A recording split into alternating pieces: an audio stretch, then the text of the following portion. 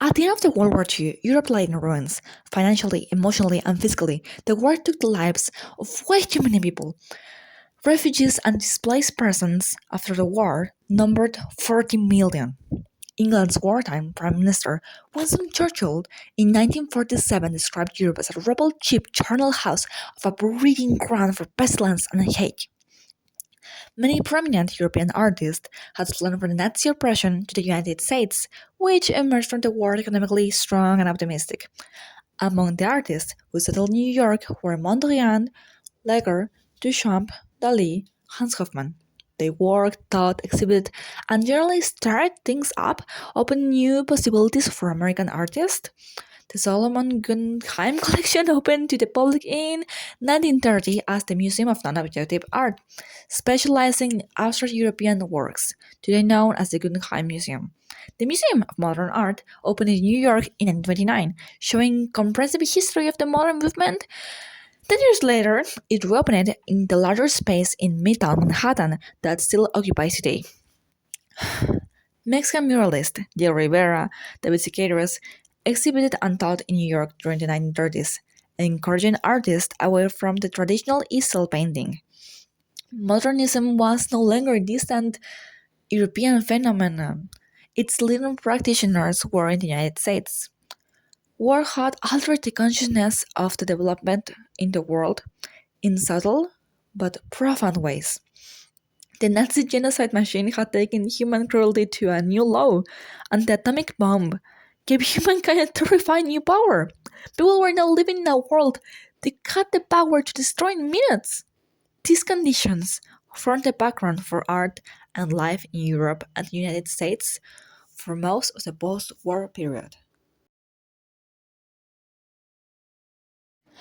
The horrors of World War II, in which millions of people lost their lives in battle or in concentration camps, led artists to rethink the relationship between art and life. Again, dislocations caused by war led artists to explore visual realms other than the representational and narrative. The result was the abstract expressionism, a culmination of expressive tendencies in painting from Van Gogh and Gauguin through Fauvism and German expressionism.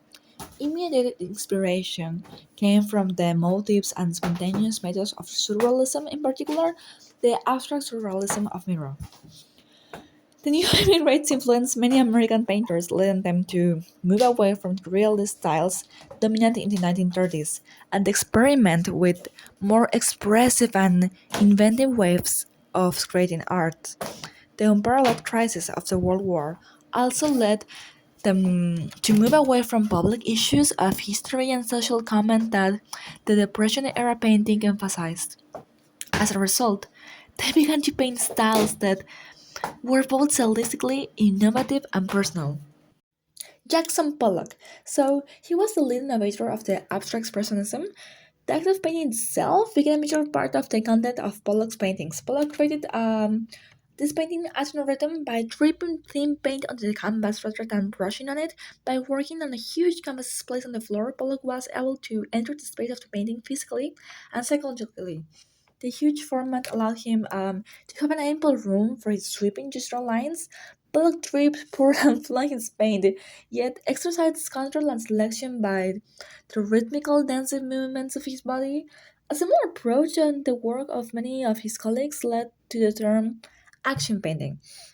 A different but related painting style that evolved at the about same time was color filled, a term of painting that consists of large areas of color with no obvious structure, central focus, or dynamic balances. The canvas of color filled painters are dominated by unified images. Images so huge that they engulf the viewer. They are not about environments, they're environment themselves. Mark Rothko is now best known as a pioneer of the color-filled painting. Although his early works of the 1930s were urban scenes, by the 40s, influenced by surrealism, he began to produce paintings inspired by myths and rituals. In the late 40s, he gave up the figure and began to work primarily through color. In his works such as this one, Blue, Orange, Red, Rothko was able to use color to evoke moods ranging from joy and serenity to melancholy and despair. By superimposing thin layers of paint, he achieved a variety of qualities from dense to atmospheric to luminous. Rothko's paintings have such a sensuous appeal and minimal presence. Helen Frankenthaler's work also was really important. She also evolved during the height of abstract expressionism a lot. In 1952, she pioneered staining techniques as an extension of Pollock's powder paint and Mark Rothko's fields of color. Brush strokes and paint texture were eliminated as she spread liquid colors across horizontal unprimed canvas. As the thin pigment soaked into fabric, she goes it into fluid organic shapes, pale, supple, spontaneous. Mountain and Sea, this painting marked the beginning of a series of paintings that emphasize softness and openness and the expressive power of color. So in the 40s, we still have a lot of black and white films, such as The Great Dictator in 1940, which was an anti-war political satire black comedy by Charles Chaplin, or Casablanca, a romance by Michael Curtis in 1942. But we also have movies in color, such as An American in Paris with music from Gershwin in 1951, which is about two women in Paris and love. These stages to musicals, for example, Oklahoma the Musical 1943 was the first musical written by the duo of Rogers and Hammerstein. It's based, however, on the play of 1931 written by Lynn Riggs and Ring Road Lilacs. Another classic was Meet Me in St. Louis, which is about a family that prepares to move to New York for a fair of St. Louis in 1944. Yes, sounds weird. However, there are also really dope things happening, like Peter Grimes, the opera. This opera has redefined the world of the opera as we know it. Was written by Benjamin Britten. It's based on the poem of the Baroque from Jordi Crable in 1945. We cannot talk about the 40s without jazz. So, for example, Stella Brooks, she's a must. Okay, so she's not really known, but she has a song named I'm a little piece of leather, da da da dum, or Doris Day.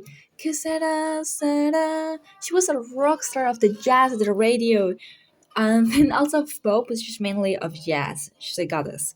Then Billie Holiday, please. She has a song named Strange Fruit from the 1959. Ah, it has to make you cry about the segregation.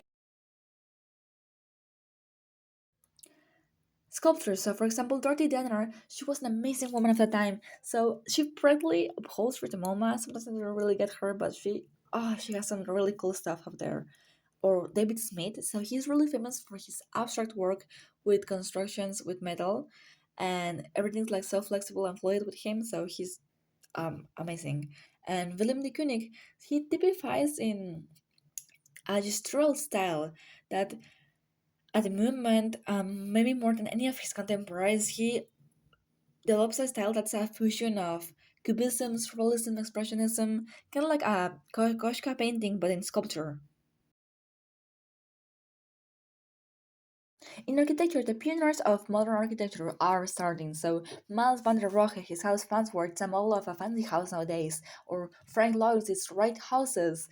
They're they're so mixed with nature, and at the same time they look so powerful, conservative. They look so classy. I mean, so they're in the middle of the woods and mixed with nature looks at a place so elegant. And Walter Gropius, he was heavily inspired by the Bauhaus movement at Germany that wanted to make everything more open. And finally, when it comes to literature, this was a time where a lot of classics from nowadays were written. For example, Goodnight Moon, arguably the most famous children's bedtime story in the US, was written by Margaret Wise Brown and published in 1947. Or Cheaper by the Dozen, appearing in 1948. This book by siblings Frank Bunker Gilbert Jr. and Ernestine Gilbert Carey tells their semi-autobiographical tale of growing up as two of 12 brothers and sisters. And Hemingway, for example, From Whom the Bell Tolls, one Ernest Hemingway's later classics. This 1940 novel takes a close look at death and violence in the context of the Spanish Civil War of the mid-late 1930s, drawing on the author's experience as a reporter covering the war.